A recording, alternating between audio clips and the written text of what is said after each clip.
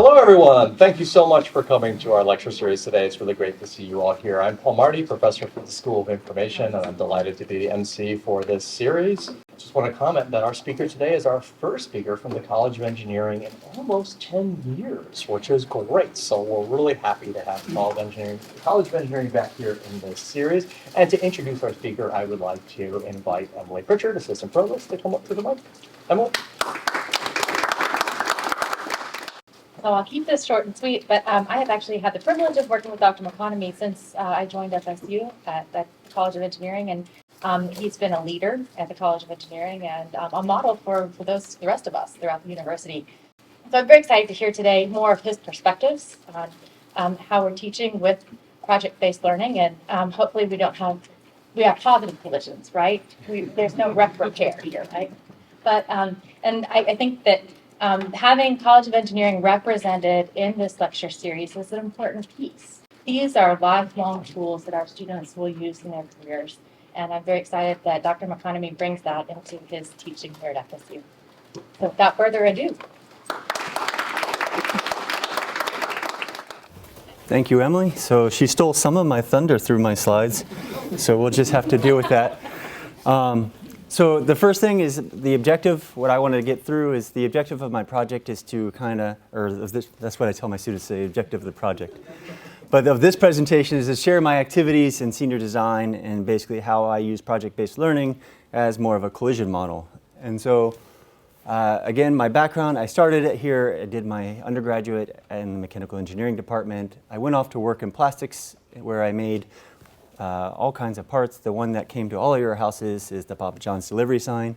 So I worked on that project, and then also Shamu's toys, as well as other components. Then I went to Clemson, did my PhD in automotive engineering. Then I became a research engineer for Clemson, and then I came back here. However, when I was at Clemson, they have a Deep Orange program and where students build concept cars. And so I did the first 9 concept cars as a student. And so the one that was probably the most challenging and rewarding at the same time was the Mini Cooper that we did.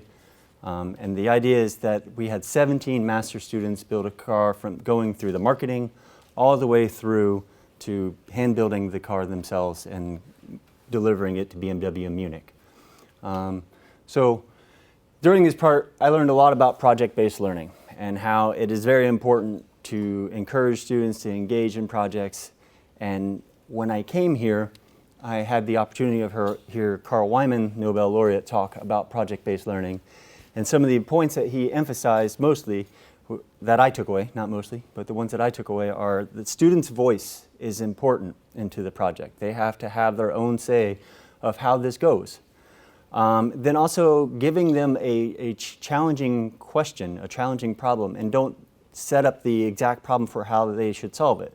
They have to muddle through that themselves.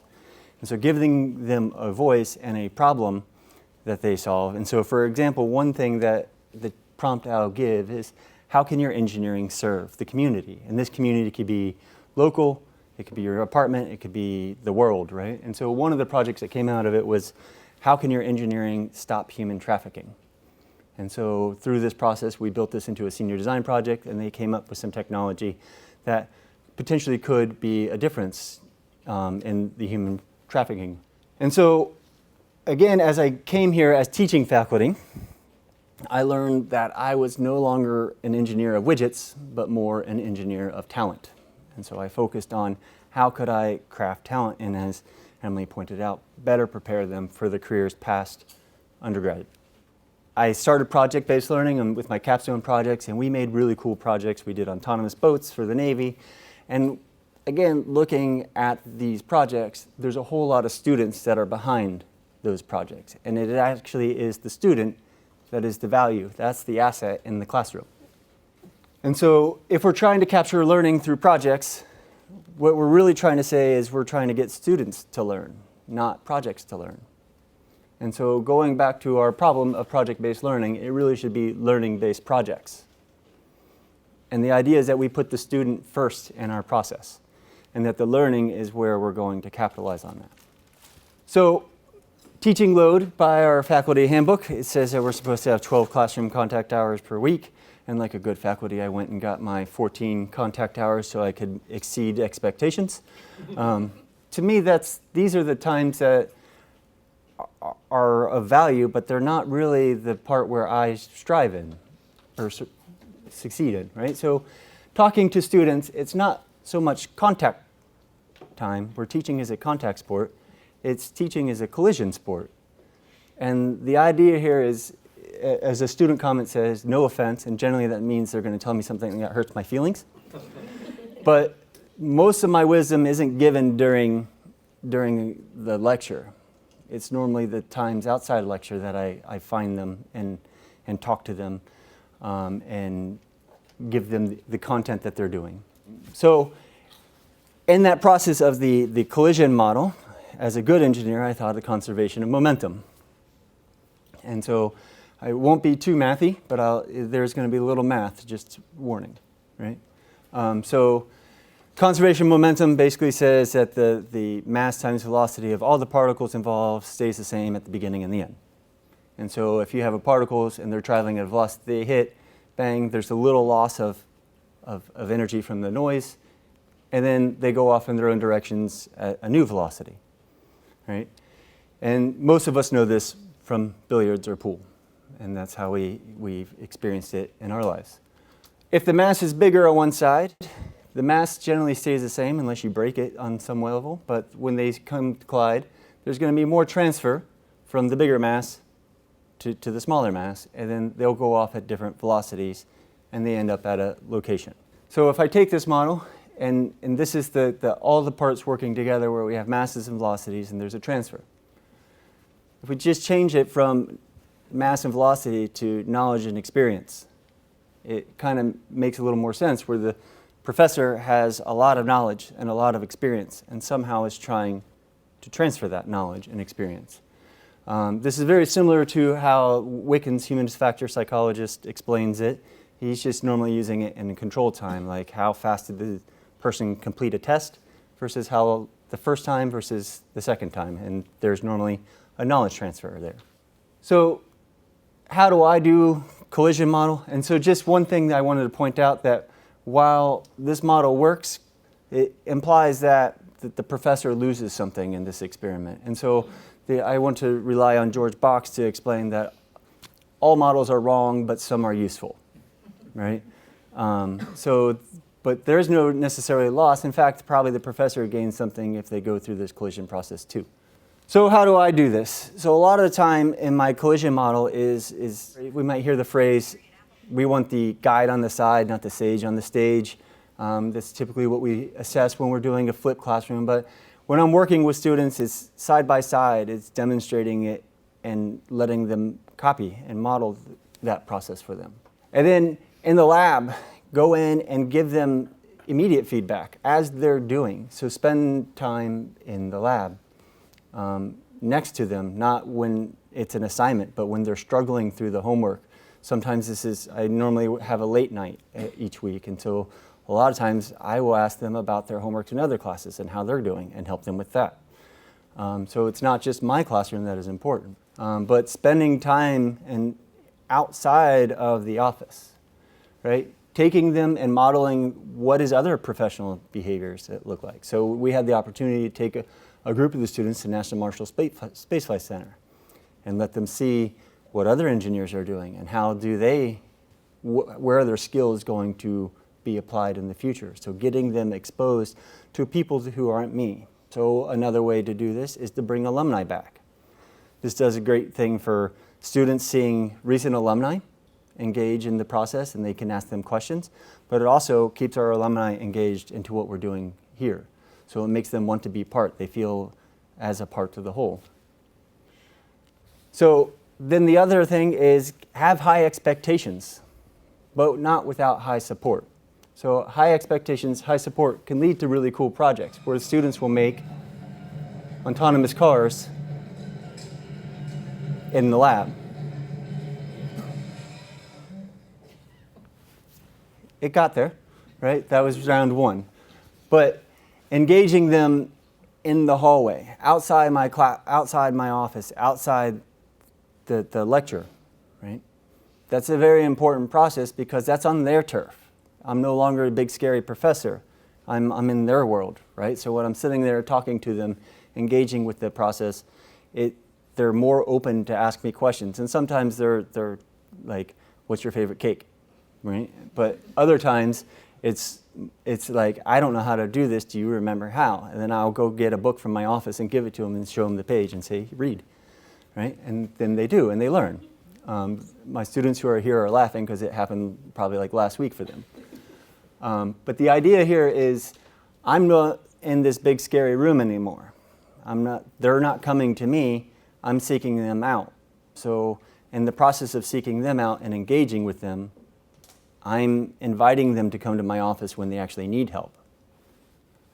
And so challenging them to do things that haven't been done is a very important process. So as in our capstone projects, there's a SAE aero design, and you make an airplane that can fly. That's the end goal. And most colleges that participate this makes it's still a hard process, but they do it typically out of what's called balsa wood and wrap. And so it's light and it's easy to design. It's what a lot of planes are made of.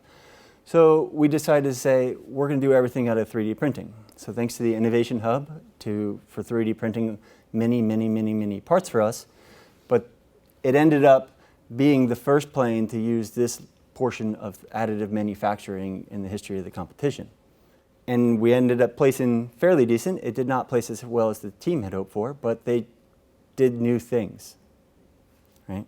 The challenging question, one of our students brought to us, she was working with the Wounded Veterans Project, and there was a process for how can paraplegics learn to scuba dive. And so we ended up building devices that could assist them in that scuba diving process. Similarly, when they are successful, reward them with success. The image is a little dark, but the goal here is this was done in our lab and we got pretty decent results. So we called upon some alumni at NASA, and the students were able to go up to NASA and test their projects in a NASA facility. As a result of this project, one of them is now employed with NASA's Jet Propulsion Laboratory, and the other one is soon to be completing their PhD in the same topic. So leading the success by showing them examples in class and promoting them to be successful. Then our success, I have had some good success out of students. So as Emily pointed out, we were the first team at FSU to win prize money at the ACC Inventure Prize. So that was year one, and then we decided to do it again. And so these projects, both different projects, but the goal is to get the students to lead their own. Let them decide how they move their projects, but you be there for high support and in that process. The lecture is very useful, and there is a time where it's easier for me to address the entire classroom of 120 people and say, this is what I need you to know right now because I've answered this question like 5 times already. So the lecture is very useful for that. But as far as learning-based projects go, I need them more out doing and me engaging with their work. And so sometimes we do things in classroom where they're working on their projects and I'm walking around, but then other times I just turn them off out to class and say, go to the lab and work, and then see their projects, get feedback to them. But the lecture traditionally is kind of essentially based off a medieval style where only one person owned the book. And that person would read from the book because they were the only one that owned it. And so as we move forward in technology, kids at a young age are being exposed to content at a much earlier timeline. Right? So this is she was 3 at this time, and she's reading The Essence of Technical Communication and the Experiments of Uncertainty Analysis for Engineers. Is she actually reading them? No, but it was present to her. But on the same note, I did have her working with SolidWorks, which is a CAD software, at age 4, which is something that we teach our sophomores, right? So the students in the future will be coming more prepared with more content before they even get to the lecture. So the idea is that, and as the Campus Reimagined talks about, these students are able to swipe before they could write their own name. So how is the lecture going to change with technology? And so as a collision process is we need to sit there and engage with the students in projects that are meaningful to them. And then if we look at the same model, thinking of collision models, I'll bring it back to my automotive background. On the left, we've got this is basically 50 years of a vehicle, where at once upon a time, the Bel Air did a spectacular job in what it needed to do. And the Chevy Malibu is now where we at today, or close to today. So if we have our video.